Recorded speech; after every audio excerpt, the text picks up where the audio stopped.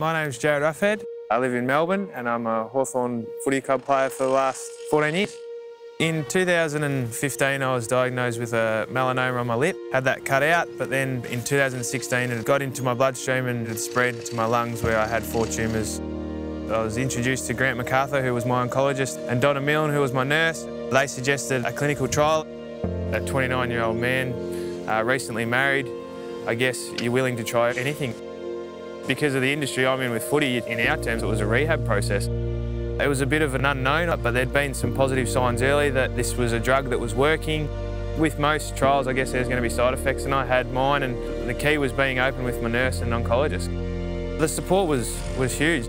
Whether I'd had a small change or a big change with what was happening every day, as long as I was open with them, they could deal with what I was going through at any given time. It's the building of the relationship. Both Donna and Grant came to my first footy game back. It is scary because of what we're dealing with. At the same time, we're now friends, which is great. I've had a complete response. Grant told me when I got the news that he expects me to be a granddad. When you hear words like that, it means much more than 120 minutes of footy every week. It means you're around for the next 50, 60 years.